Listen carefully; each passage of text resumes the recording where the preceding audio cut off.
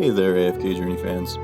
So, I want to have a little bit of fun today, and I want to share with you the strategic adjustments that I have made between the initial stage of Supreme League and the Swiss round of Supreme League. I just barely made it into the Swiss round, but I made enough adjustments to my strategy that I think I might just barely make it into the top 48. We will see. It's going to be close, and I'm definitely not going to make it past the top 48, but I think that it'll be fun to share some of the strategic adjustments that I've made with you. So here we are. This is me. My character is Elephas. As you may note, I actually have the lowest power level out of everybody in the Supreme League, which means that I have spent less money on the game than everybody else. I've been very, very stingy and very, very careful, and I do not have a whole lot of Celestial and Hypogean heroes. As a matter of fact, I only have 3 usable Celestial and Hypogean heroes. My first Celestial was Talene. She is completely not viable now, and then I invested in Elijah and Lila. I'm very happy with them. I took them all the way to panel 4 because I want to, well, as a competitive player, I just want to, or as a competitive-minded individual, I feel that having a few Celestials at the highest panel is more important than having multiple Celestials at a lower panel, just because those stats really add up. Like if you have a unpaneled character and you're compared to a panel 4 character, you're missing 18% energy reduction on your entire team, among all of the other, and also 18% healing, 18%. Like it's pretty rough to not have that. So I took my Mahira and my twins all the way, and the next character I chose to invest in for as far as Celestials and Hypogeans was Dunlinger, even though I kind of regret that and I kind of wish that I had gone for Contis. Contis is just ridiculously busted, and I might actually end up going for her at her unpaneled rather than paneling my Dunlinger, because her and Dunlinger actually both work pretty well without being paneled. Whereas if you use any of the DPSs or the tanks, then you really want them to be paneled. And I mean, my plan with Dunlinger is to never let him be the main tank, so that the enemy doesn't get too many, because he would just get squished way too easily. But eventually I might panel him. We'll see. We'll see. Because the thing is about the Celestials and Hypogeans, it takes 14 of them to get them to the minimum Supreme Plus, and it only takes 8 of them to get them to panel 2, and then 12 of them to get them to panel 4, which is different proportionally from all the other units. All the other units, of course, take 8 to get to Supreme Plus, and then take 12 and then 18 to get to panel 2 and panel 4. So if I'm going to bother to take get a Celestial or Hypogean to Supreme Plus, personally, I want to take them all the way. Yeah, I've been very cheap, so I really only have a couple options here. Anyways, these were my team's last round. As you can see, my team 5 was exceptionally cheeky. Did not pull off very many wins. I was hoping that the Vine Snare would deal more damage than it does. It doesn't deal a whole lot of damage yet. It might deal more damage later on in the season. I was hoping that the Tassi would be able to just wipe the enemy team, but ultimately, due to the low Paragons, she didn't come out of Pandora's box with a full ult, and she wasn't quite able to just obliterate the enemy teams like I hoped she would. So my team 5 is completely different now. Yeah, kind of hilarious trying to use the Brutus and Igor as a stall. I did get like 3 wins on that last round, but none of them mattered, so I completely changed this strategy up this time.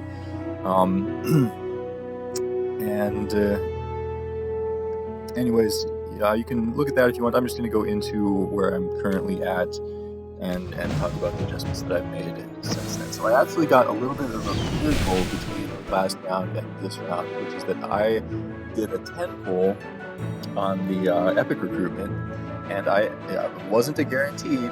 I actually got my 9th Thorin, all my Thorin, all the way to panel 4, which is huge, because you want your tanks to be on panel 4, especially because they get that energy reduction, and that energy reduction could make a difference between you ulting first or them ulting first, and that damage reduction and energy reduction is just huge on your tanks, which is also why I feel that, personally, the extra, whatever it's called, the refined slumber essences is also extra useful on your tanks compared to other units, just because you really like that tiny bit of energy reduction, that tiny bit of damage reduction makes a big difference on a tank, and also it synergizes particularly well with Thorin because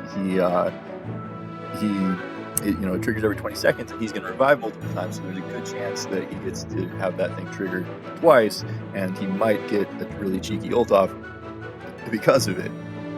And I actually did not have him with the Refined 2 before this, but I invested all of my resources that I was saving for that one shop, whatever it's called.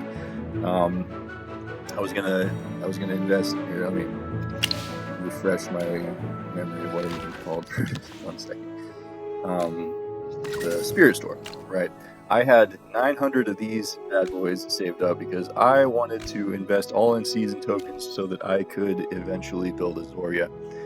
But instead, I wanted the immediate gain. I wanted that refine on Thorin, so I spent I had just barely enough in the recruitment store, and the guild store, or not the guild store, the arena store, the dream store, to just get enough slumber essence to take him to that next level without having to unslumber essence my anybody else to do that. And if I had unslumber essence anybody else, it would have been Elijah and Lila, because I don't think that the support slumber essence thing is actually very good. It just gives like a small shield and heal to whoever takes the most damage first.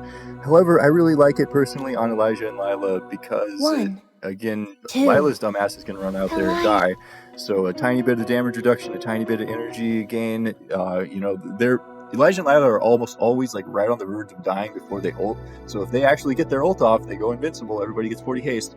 It's a huge game changer compared to them dying right before getting their ult off. So I actually find it valuable on them, and of course I find it most valuable on your best DPSs in the game, as well as your most valuable tanks. So that's why, so you can see where I've invested my slumber essences, and that is why. And I just barely took that Thorn there, so I think that Thorn's going to make a huge difference I don't know about huge, but it might make just enough of a difference that I could theoretically possibly make it to top 40. Probably not. I'm probably going to get whooped, but we will see. And so last round, I actually had my panel, or my teams 1 and teams 2 switched up just because I really like having Elijah and Lila. I like having Lila stuck in the corner right here, so that she doesn't run out and die. However, the downside of that is that the Lily May only has 3 range. So if I do that here, the Lily May also kind of has to get stuck in the corner, which means that she might not be able to auto attack enough to attack the bolt off very easily. So I was actually pondering, instead of using Lily May in that team, using Hugin here, under the theory that the Wingguard would protect everybody long enough to Hugin ult, and that Hugin ult would be actually pretty huge synergy with these two, and might actually be viable. But ultimately, I really overthought that, and I think that I much prefer having that, and I have everybody switch around over here. And and this team is pretty brutal. This team is just full nuke, and one of the small but important strategic things here is that Damon has Siren way back in the corner, so Damon's going to step forward, and all of the AoE abilities that everybody has when they hit him aren't going to hit the rest of the team. I hit them right here, but she's invincible half the time. So him getting that extra armor from Miru is gonna hopefully be just enough that I can wipe the enemy team retaliate. Now this team was actually much more brutal last season because the Sharon allowed Siren to get an extreme amount of extra damage and also did the giant nuke on his own. But in spite of that, this team performed really well for me in the initial round, and I think it might perform pretty well for me in this round, even though everybody's going to have, what's her name, Aliceth and Gwyneth in the corner, countering my Bonnie in the corner and whooping her. But hopefully the haste reduction on the Bonnie will be enough that the rest of the team will take them out. Also, I'm not sure how I feel about the Phantomals this season. I think the Graveborn Phantomal is pretty decent just because he lowers their healing. It's hard to really assess how good that actually is, numbers-wise, but in theory, it probably helps more in the long or mid-range team that I have going on here because I'm more likely to survive for a while, and that could make a big difference. And Shamira at this point is kind of a mid-range character. She's not the absolute monster that she once was because a lot of the other DPSs are a little bit faster than her now. They come out with the ults or whatever a little bit faster, but what Shamira gains is that Shamira is a little bit tanky once she gets her ult going, and so I'm really capitalizing on her little bit of tankiness here to try to counter whatever she comes up against. And anyway, I'm going to look at my team 4 here next. Personally, I think Orson is the best Phantomal this season. Unfortunately, Maulers aren't very good, so it's hard to build a proper team around them. But he's a tank, he's unaffected, and he has stuns, and I think mostly just being a tank makes him more interesting than all the other Phantomals because taking a couple extra hits is really useful. So this team actually performed really well for me last season, or in the initial round, though last time I decided to opt for Odie instead of the Coco, because I figured Coco takes so long to get her ult out, she's probably going to be useless, and Odie might get his ult off first, he might be able to eat Lily May ult by getting his ult off, which would allow my Shakir to actually do his thing, because Shakir's so useless if he can't ult.